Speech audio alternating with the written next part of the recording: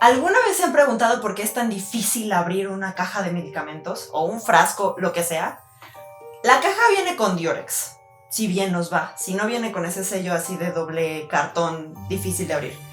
Luego, las cápsulas están en un frasquito que tiene una protección de aluminio que muchas veces no trae la solapa para que la podamos abrir. Y si es contra niños, tiene esa tapa que tienes que apretar o tienes que ponerla en una posición exacta para que pueda abrir. Es muy difícil y a muchos, incluso siendo adultos, nos cuesta aprender a abrir medicamentos. Pero, como todo en esta vida, hay una razón de ser y algo tuvo que pasar para que llegáramos a eso.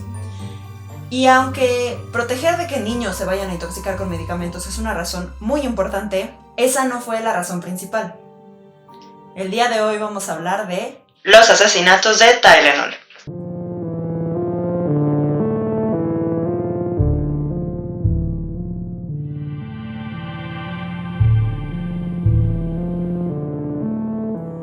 Bienvenidos al inicio de la segunda temporada de Podcast Historias de Terror. Como siempre, yo soy su presentadora, Cas Monterrubio, y el día de hoy vamos a hablar de este tema que originalmente creí que iba a estar súper en corto, y de hecho este iba a ser el penúltimo episodio de la temporada anterior. Pero... ¡wow! No. Me topé con el podcast de Christy Gutowski y Stacy St. Clair, que son unas reporteras del Chicago Tribune que cubrieron este caso, y... ¡wow! Se los voy a poner en las notas del episodio porque está muy bueno. Si hablan inglés o entienden inglés, vayan a escucharlo. Pero bueno, sin más con el momento, vámonos con la primera parte de los asesinatos de Tylenol. Hola, antes de empezar quisiera aclararles una cosa.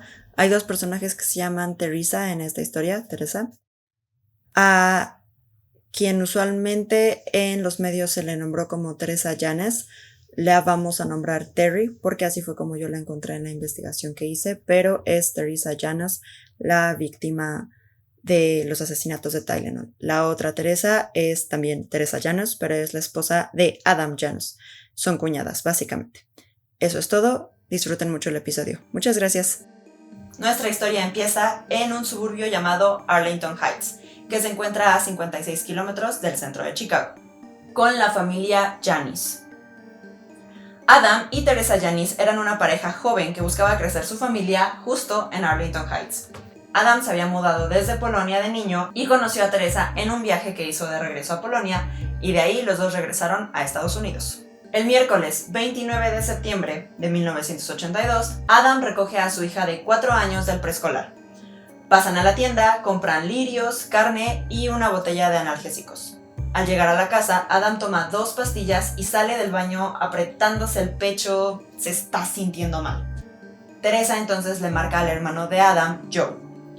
Adam es llevado al hospital de Arlington y a las 3:15 de la tarde es declarado muerto por un paro cardíaco a los 27 años. No tenía sentido.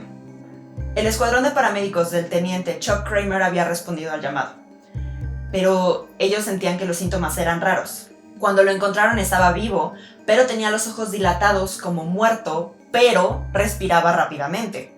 La familia entonces, sin más respuestas, empieza a planear el funeral. No hay más que hacer.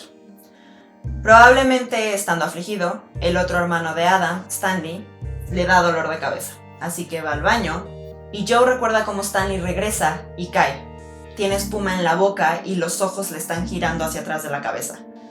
Había tomado un analgésico. Su esposa, Terry, había tomado por su parte 2. Llaman a la ambulancia y el mismo escuadrón del teniente Kramer responde a su caso, nuevamente. Terry gritaba y estaba desesperada, todavía estaba consciente, y de repente se desplomó y convulsionó. Stanley tenía 25 y Terry tenía 20 años. De nuevo, no tenía sentido. Regresan al hospital y el doctor Thomas Kim es quien recibió a Adam en la mañana y ahora a Stanley y Terry en esta ocasión. No entiende, los había visto bien en la mañana, así que decide mejor meter a toda la familia en cuarentena y a los paramédicos. Entre las posibilidades que consideró estaba intoxicación por dióxido de carbono, volutismo, que es una intoxicación por una bacteria, o incluso intento de suicidio. Estando en cuarentena, el teniente Chuck Kramer decide llamarle a su amiga Helen Jensen, que era una enfermera, para que investigara en su lugar mientras él estaba en cuarentena. Helen entonces fue al hospital y entrevistó a Teresa Janis, la esposa de Adam Janis. Joe fue el traductor de polaco a inglés, porque recordemos que Teresa no habla inglés, y repasaron el día juntos. Helen entonces le pidió si podía visitar su casa, porque en su recuento nada parecía fuera de lo normal. Cuando Helen llega a la casa, revisa el refri, las alacenas y encuentra Tylenol en el baño. Y en el bote de la basura encuentra el recibo que era de ese mismo día. Ahora recuerda que en ese momento cuando revisó no se lavó las manos y piensa que sí debió de haberlo hecho. Afortunadamente no llegó a mayores. Contó las cápsulas y faltaban 6. Era el común denominador entre los 3. Hay algo en el Tylenol, le dijo a los médicos, pero nadie le creyó, excepto el paramédico Chuck Kramer. Volvamos al hospital donde todos están en cuarentena, ya se hicieron estudios y el Dr. Kim ya logró descartar un virus, así que deja ir a los paramédicos. De regreso a la estación, Chuck anuncia en la radio de bomberos que su escuadrón de paramédicos estuvo fuera de servicio porque estaban en descontaminación. Su amigo, Phil Capitelli, lo escucha y va a buscarlo. Chuck le cuenta entonces de su día y la conexión que hay entre estas 3 víctimas y el Tylenol. Y entonces Phil le cuenta cómo en la mañana la hija de una mujer con la que trabaja su suegra murió en Elk Grove. Mary Kellerman era una niña de 12 años que vivía a 15 kilómetros de los Janis, en Elk Grove. Ese día amaneció con dolor de garganta, así que cuando fue al baño se tomó un Tylenol. Murió al inicio de las clases de ese día. A estas alturas ya van 4 víctimas. 2 personas más murieron, ambas de nombre Mary, y ambas tomaron Tylenol. Mary Lynn Reiner, de 27 años, tomó Tylenol para su recuperación postparto. Todas las víctimas duelen, pero duele extra, en mi opinión. Y Mary Sue McFarland era una madre soltera de 31 años que tenía dolor de cabeza en su trabajo. Se fue al baño a tomar un Tylenol y su compañera recuerda que regresó sintiéndose mal y de pronto colapsó, igual que Terry. Intentaron entonces resucitarla y llamaron a urgencias. A estas alturas entonces ya van 6 víctimas, 5 muertos, 1, Terry, en soporte vital. Esa noche los Janis la pasaron en cuarentena. El Dr. Kim entonces ya creyó la teoría de que fuera el Tylenol, claramente era el común denominador, pero no podía ser meramente el Tylenol, algo más debía de tener. Así que investigó por todos lados y concluyó que estaba contaminado con algo, que tenía que ser fácil de conseguir, fácil de esconder y letal rápidamente. Él por su parte tomó pruebas de sangre a Stanley y Terry, y un investigador de la oficina forense buscó al Dr. Edmund Donahue. Son muchos nombres. Si se pierden no los culpo, la verdad. Pero buscamos ahora al Dr. Edmund Donahue. El Dr. Donahue estuvo de acuerdo con el Dr. Kim y determinaron que solo hay 2 venenos que pueden actuar así de rápido: nicotina y cianuro. El Dr. Donahue entonces pidió que llevaran los frascos, los abrieran y buscaran a un olor a almendra amarga, porque ese tiende a ser el olor que suelta el cianuro. Y en efecto, a eso olían. Y entonces las botellas fueron llevadas a toxicológico. Las pruebas de sangre de Stanley y Terry revelaron niveles altísimos de cianuro. Cada cápsula tenía suficiente cianuro para matar a una persona. 2 cápsulas más rápido. El cianuro, en efecto, actúa rápido. Si es ingerido, actúa en minutos. Y si es inhalado, actúa en segundos. Así que a la mañana siguiente avisaron a Joe, la familia fue dada de alta y decidieron quitarle el soporte vital a Terry y permitirle descansar. Ya sabemos entonces qué fue. Ahora hay que descubrir quién fue. Y como les menciono, si esto hubiera pasado actualmente, uno pensaría, ¿cómo puedes envenenar el medicamento? Sí, actualmente el Tylenol se vende con una protección de aluminio, la tapa está cubierta de plástico y la caja tiene un sello de Durex. Bueno, tal vez no es Durex, pero es una cinta para pegar. En 1982, la caja tenía la misma presentación, pero ninguno de estos sellos de seguridad. Solamente tenía una de esas bolitas de algodón que iba encima de las pastillas. Seguramente también la han visto. Así que era fácil manipular el medicamento sin dejar rastro. Las autoridades tenían que actuar rápido, así que en cuanto se reveló que la causa de muerte era Tylenol, quitaron el medicamento de las farmacias. La policía manejaba por las calles avisando en altavoz que no tomaran Tylenol, que debían de tirarlo por el retrete. Johnson & Johnson por su parte retiró las botellas del mercado, destruyeron muchas de las botellas y otras se las quedaron para testearlas. Y entonces los policías de los dos condados, Arlington Heights y Elk Grove, decidieron unir fuerzas. Pero no quedó nada más en las fuerzas de estos dos condados. Entra entonces el FBI, específicamente Roy Lane Jr., que era un agente del FBI con 12 años de experiencia y era un biólogo y químico, muy ad hoc para lo que necesitaba este caso. Él tomó el caso y formó el Tylenol Task Force, ¿cómo se dice Task Force?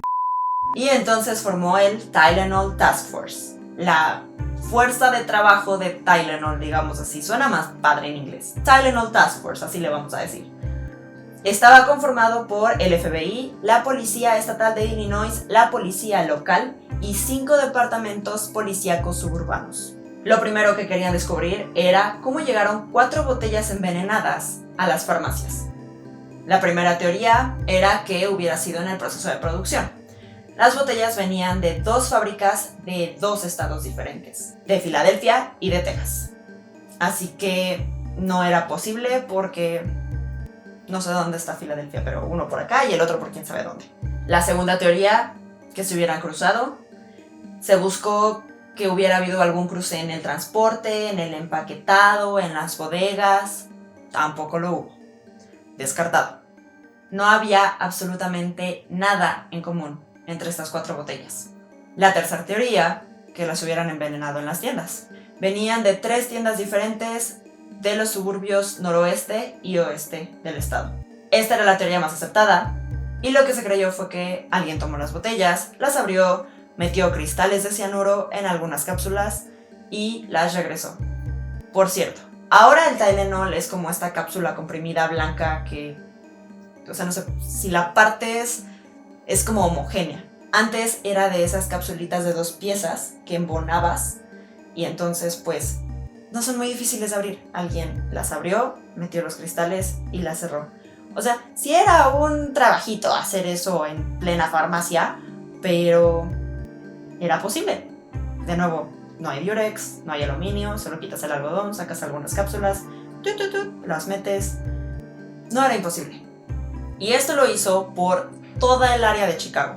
Más adelante, de hecho, se encontraron 3 botellas más que fueron entregadas a las autoridades. Entonces, el target, el objetivo, era el área de Chicago. Pero lo malo es que a esas alturas el asesino pudo haber tomado un avión y salido del país. Así que el Task Force hizo de todo por encontrar quién pudo haber sido el asesino.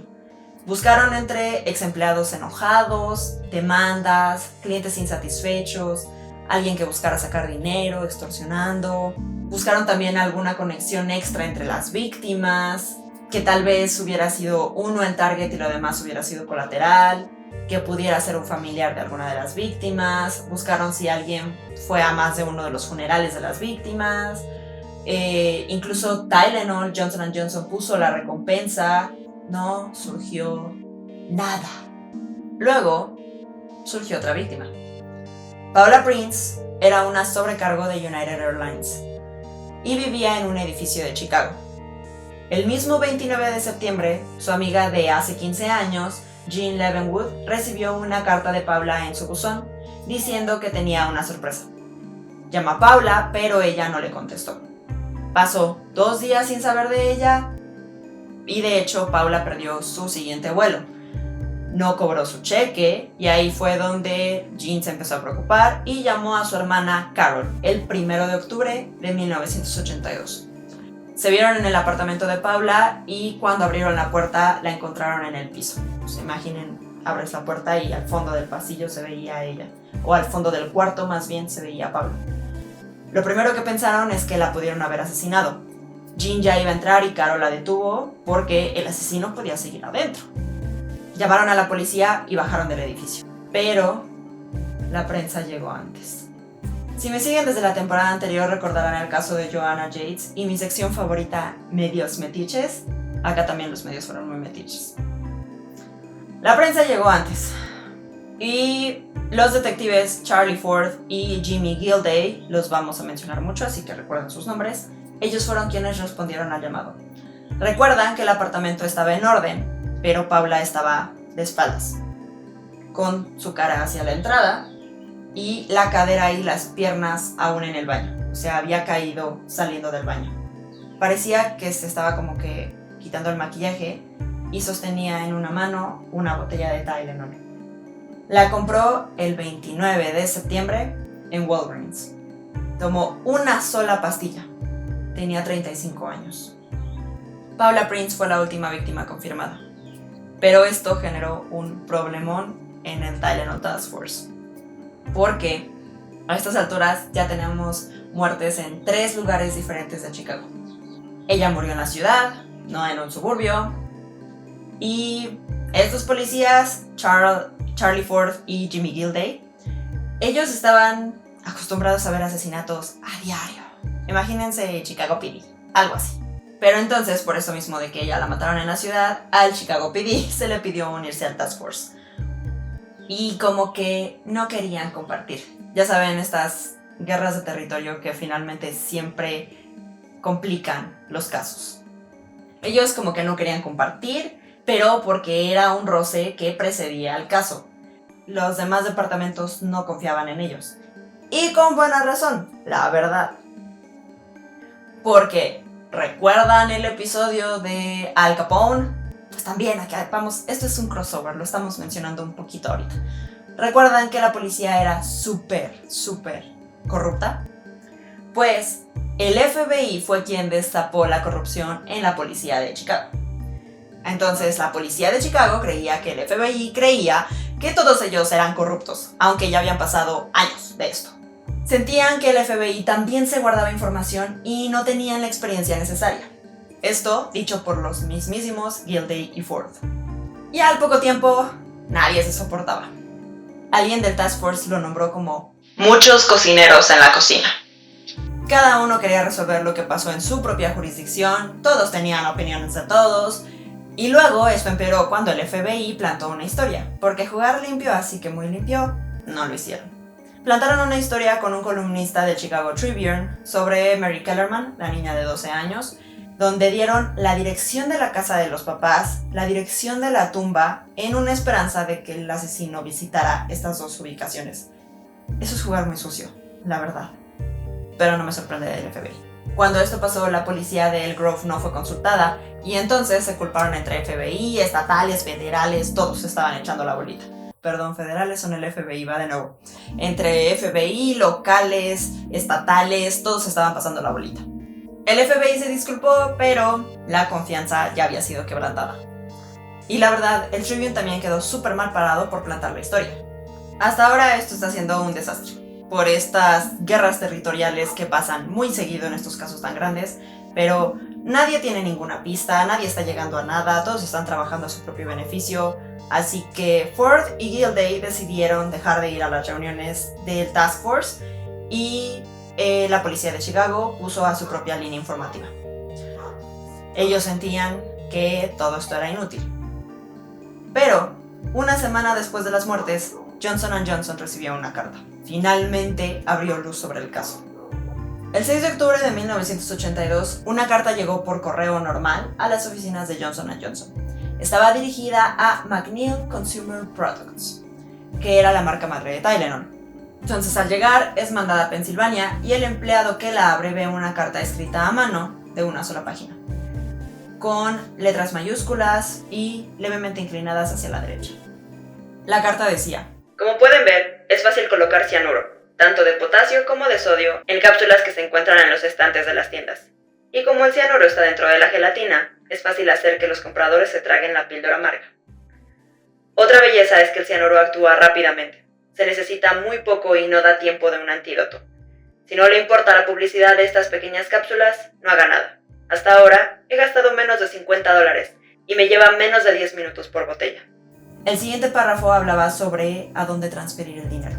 Decía: si quieren detener las muertes, transfieran $1,000,000 a la cuenta 8449597. Parecía una extorsión y a la vez una confesión, pero no estaba firmada. Pero hubo un detalle que hizo al FBI dudar de si esto era legítimo. La carta menciona que es fácil conseguir cianuro de potasio y de sodio. Sin embargo, las píldoras solo tenían cianuro de potasio. Además, ¿por qué lo mandaría después de una semana sin que hubiera muertes? Pudo haber sido por dinero o pudo haber sido que alguien estuviera jugando una broma.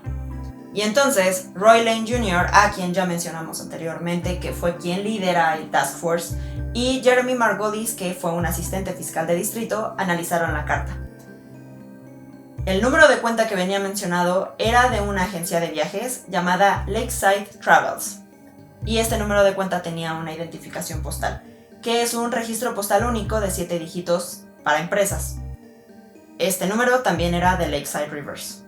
El dueño era un hombre llamado Frederick Miller McCahey y era el heredero a la fortuna cervecera Miller. Pero cuando el Task Force se sentó a hablar con él, descubrieron que Lakeside Travel había quebrado y la cuenta de hecho ya estaba cerrada. Además de que la carta había sido enviada desde Nueva York y McCahey no tenía motivo. Entonces, había sido alguien de Lakeside Travel. Solo había que ubicar quién pudiera tener acceso a estos datos. Tenía que haber sido alguien que fuera tal vez raro, que hubiera sido despedido en circunstancias inusuales, raras.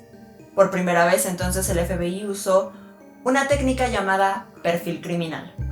Determinaron que hubiera sido alguien con problemas mentales, que hubiera atacado un padre o animales, que disfruta de atención y vencer a la ley, que sea resentido y vengativo. Pero, hay que aclarar, este perfil era para el asesino, no para el autor de la carta. Empezaron por investigar a ex empleados de Lakeside Travels y encontraron a los Richardson. Nancy fue una contadora temporal de Lakeside Travels. Ella empezó a trabajar ahí en 1982, vio la caída de la empresa y escuchó rumores de que McCahey desviaba fondos. Cuando quebró, solo le pagaron $512 en cheque. Lo cobró y luego el cheque rebotó por falta de fondos. O sea, McCahey tampoco era una persona muy bonita. El banco entonces le exigió el dinero de regreso, pero ella solo devolvió $100 porque sentía que pues se lo había ganado, o sea, sí iba a devolver, pero lo demás era suyo. Así que el banco terminó demandándola. Pero entonces Robert, el esposo de Nancy, terminó más enojado que los propios desempleados. Junto con los excompañeros de ella reclamó al Departamento de Trabajo de Illinois, argumentando que deberían de tomar el dinero de las cuentas personales de McCahey, pero perdió. Durante esta audiencia, al final, McCahey entró y entre los Richardson y él se gritaron y aparentemente McCahey amenazó a Nancy. Al salir, Robert dijo que encontraría a alguien que investigara a McCahey, pero además, en los últimos días antes de quebrar, según el FBI, Nancy tomó sobres en blancos y les puso estampas con la identificación de Lakeside Travels. Entonces, Robert había mandado la carta con la intención de vengarse de McCahey. Los investigadores entonces los fueron a buscar a su casa, el 549 Belden Avenue en Chicago, pero resultó que se habían mudado un mes antes de los asesinatos. Según esto, se habían mudado a Amarillo, Texas, pero esto no era cierto, y siendo 1982 no había mucha posibilidad de rastrearlos. Y entonces, la trama se complica aún más. No había pistas de dónde podían estar los Richardson hasta que se descubrió una columna en el Chicago Tribune de julio que estaba firmada y con una foto de Robert Richardson. O sea, la columna la había escrito Robert Richardson.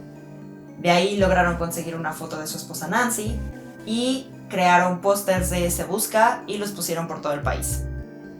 La historia entonces llegó hasta Kansas City, Missouri, donde el sargento David Barton, personaje muy importante, también recuerden su nombre, estaba viendo la tele y tenía las noticias puestas y hablaban de que el Task Force estaba investigando las muertes ligadas con el Tylenol envenenado. Y en eso entran los dos headshots con los pósters de Se Busca. El sargento salta del sillón y grita: ¡Maldita sea! ¡Ese es Jim Lewis! Ok, muchos nombres.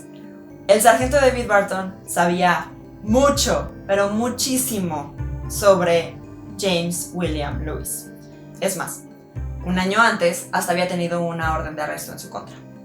Pero Jim había huido de Missouri, y aquí, casi un año después, en televisión, con este nuevo alias de Robert Richardson. Esa noche, que fue un 13 de octubre de 1982, llamó al FBI, pero en el mismo reportaje hablaron de otro sospechoso. Aquí vamos a hacer una pequeña pausa sobre Jim Lewis para presentar todo esto. El mismo día de la carta, Chicago PD tuvo su propio dato, porque recuerden que ellos están trabajando por aparte. Charlie Ford fue el que lideró esta búsqueda y resulta que un bartender del pub de Oxford dio el dato. Dos regulares le dijeron al dueño que su amigo Roger se estaba comportando errático y abatido. Mencionó haber comprado cianuro 6 meses antes para un proyecto personal. Dijeron que esta persona se llamaba Roger Arnold. La policía de Chicago entonces fue a Lincoln Avenue y enseñó la foto. Y 5 días después, para esto ya pasaron 2 semanas de los asesinatos, entra una llamada del pub Lily's, de la misma avenida, porque Arnold estaba ahí. Y aquí, como lo describen, es chistoso. Delgado, con lentes, tenía cabello medio negro, medio canoso y tenía barba. Ford y Gilday dicen que se veía como que le faltaba un tornillo. Lo esposaron contra un barrote y le dijeron por qué lo estaban arrestando y él juraba que él no fue. Pero ellos intentaron hacerlo confesar. Todo a mí me parece que fue muy poco ético de su parte y no.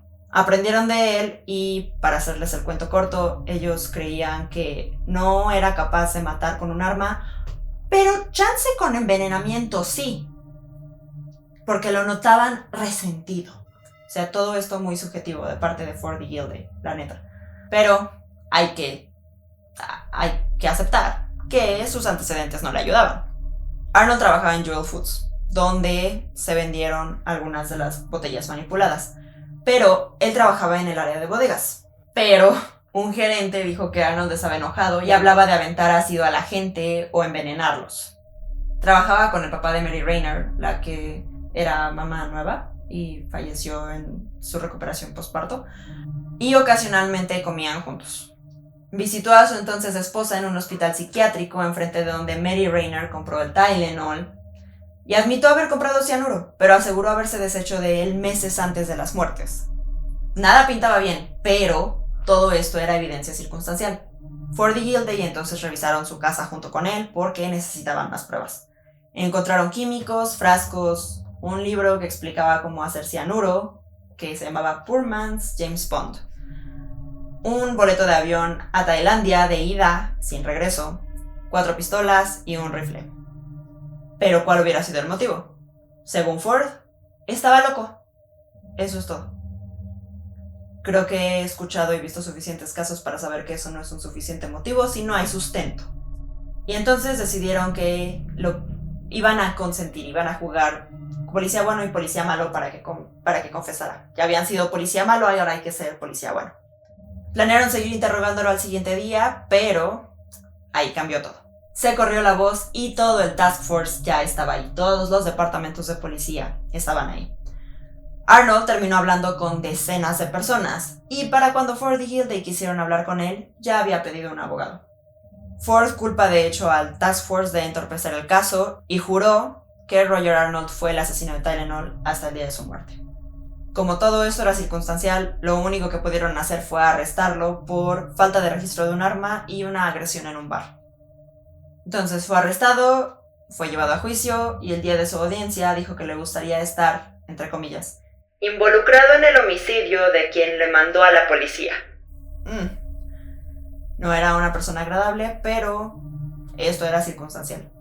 No sé cómo me siento al respecto. Tampoco creo que Ford y Gilday hayan actuado muy bien.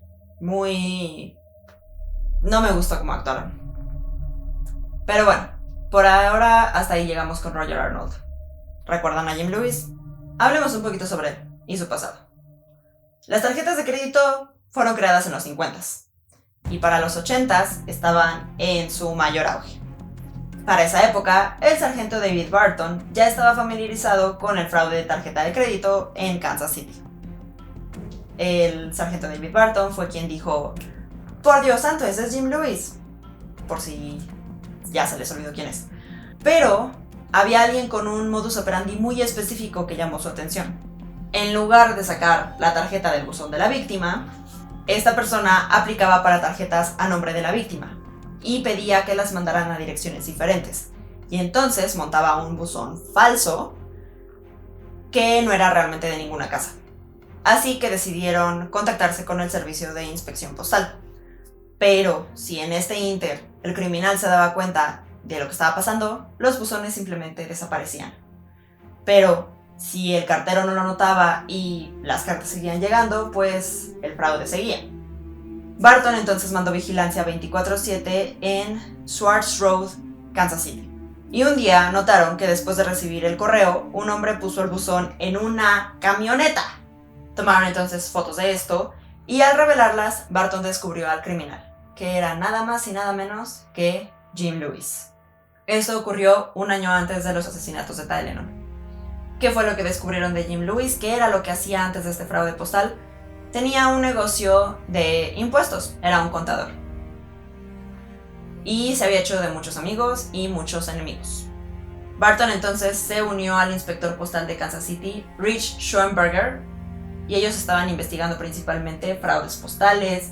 Tenían herramientas como dispositivos de rastreo, que no eran como un AirTag ahorita, eran como bloques enormes con una antena, pero se podían ocultar, así que pusieron una en una camioneta, en una de las camionetas de Lewis, y vieron cómo plantaba buzones por toda la zona.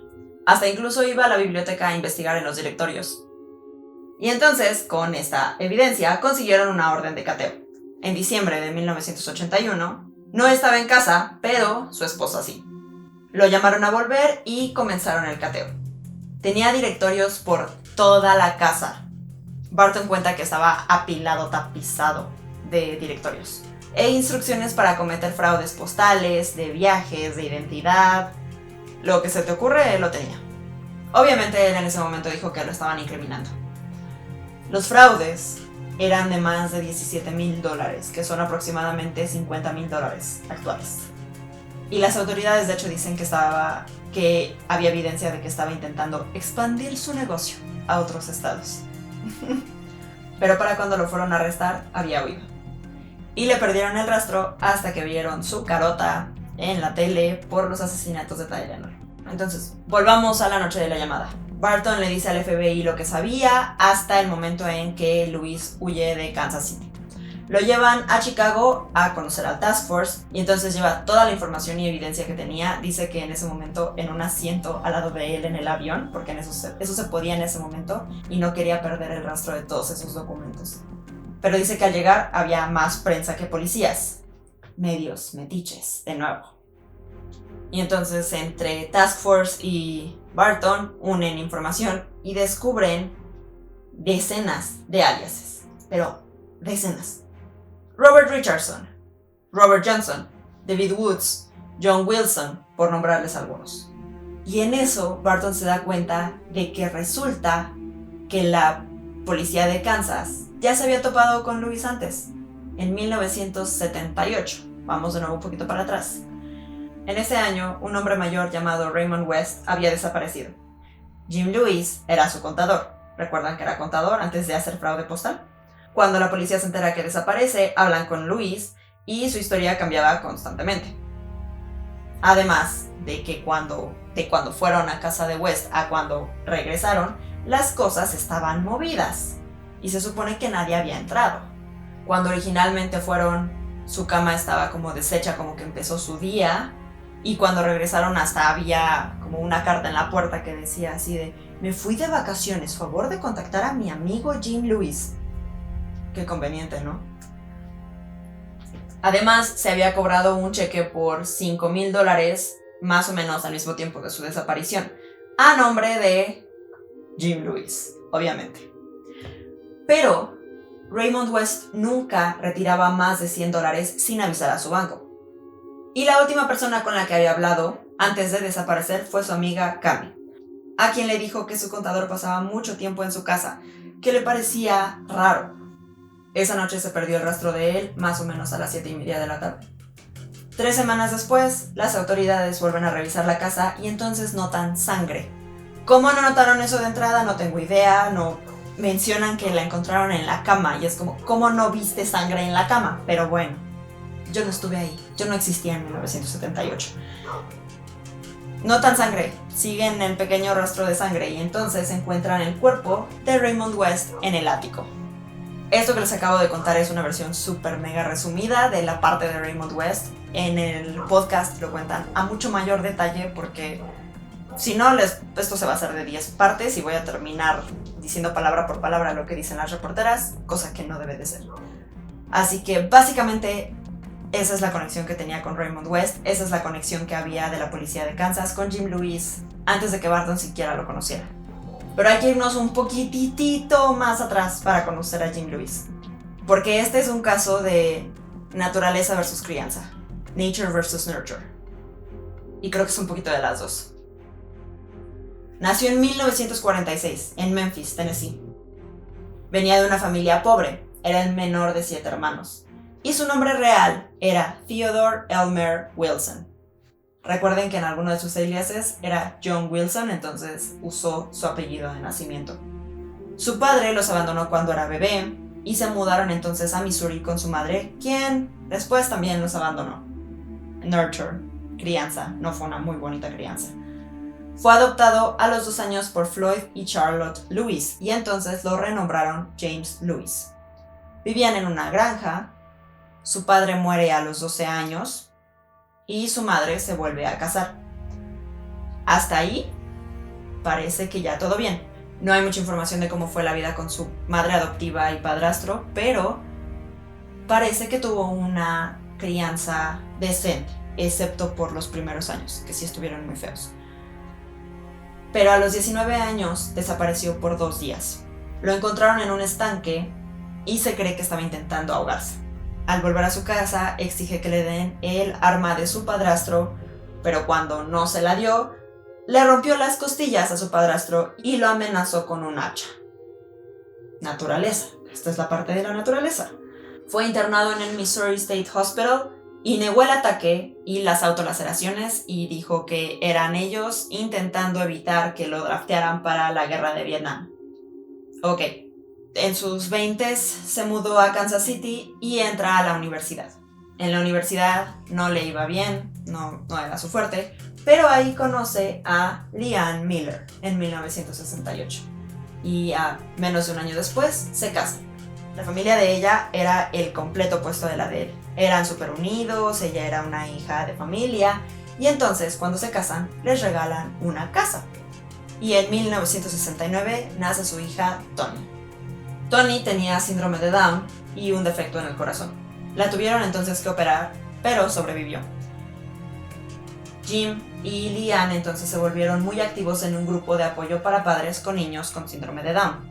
Y en 1970 comienza a trabajar como contador, pero es despedido por amenazar a su jefe. Leanne también, por su parte, tenía experiencia en contaduría, así que abren una firma llamada Lewis & Lewis. Pero, según Hacienda, eran muy descuidados, hacían facturas muy mal, al parecer. La familia de Leanne no estaba feliz porque ellos consideraban que ella era quien trabajaba más y él no hacía nada, realmente. Pero ella insistía que él era el que estaba pensando, ideando todo. Él era el cerebro de la operación, digamos. Mientras ellos trabajaban, Toni, la niñita, saludaba a los vecinos desde la ventana. Y uno de estos vecinos era Raymond West. Gracias a esta interacción se volvieron hasta cierto punto amigos, entre comillas, y Raymond permitió que Leanne y Jim se volvieran sus contadores. Sin embargo, cuando Toni tenía 5 años, necesitó otra cirugía y en esta ocasión no sobrevivió. Pero según documentos oficiales, los Lewis aceptaron la muerte de su hija bastante rápido. Y 4 años después es cuando Lewis empieza a visitar mucho a West. Y West dice que lo siente que está siendo muy metiche. Y de ahí ya sabemos qué pasa. Voy igual que ustedes. Este caso está tan largo que hasta aquí es donde ha llegado mi investigación. Me faltan 4 episodios por escuchar que van a ser de lo que se va a tratar la segunda parte y estoy muy intrigada. De la información general que investigué antes de meterme de lleno al podcast, fue que nunca se levantó cargos a nadie realmente por los asesinatos, pero James Lewis es el principal sospechoso y a quien se le acreditan los asesinatos. No sé, cuando hice la investigación decía, sí, claro, pero volviendo a ver esto de Roger Arnold es como, pudo haber sido, quién sabe. Pero Gilda y Ford tampoco me dan mucha buena espina, me parecen muy policías de la vieja escuela. Si saben a lo que me refiero. Si tienen chance, vayan a escuchar Unsealed, The Tylenol Murders. Es este podcast hecho por las 2 investigadoras que cubrieron todo este caso a la perfección. Yo les di, la verdad, una probadita, porque hasta ahora que estoy releyendo para contarles, es como, wow, no mencioné muchísimas cosas que creo que es necesario que las escuchen de ellas y de los propios testigos, porque ellas obviamente consiguieron testigos que participaron en el podcast. Entonces, pues, eso es todo. Espero que estén igual de intrigados que yo con este caso. Creí que era algo sencillo, algo bastante directo. Cualquier página que buscas te da información bastante directa, pero no lo es. Hay muchas capas y capas y capas de misterio y de información que alimentan a este caso. Así que pues ahí es donde vamos a terminar este episodio. Si les gusta mis contenidos, les gustan las historias que cuento, no olviden suscribirse y no olviden mandarme sus historias de terror y sugerencias de temas a cubrir a podcasthistoriasdeterror@gmail.com y no olviden seguirme en mis otras redes sociales, podcast-historias terror en TikTok y podcast-historias de terror en Instagram. Eso es todo. Sean amables entre ustedes en los comentarios y conmigo, por favor. Y nos vemos en 2 semanitas. Bye. Podcast Historias de Terror. Investigación por Cassandra Monterrubio. Producido por Cassandra Monterrubio y Brian Basurto. Editado por Cassandra Monterrubio. Bye.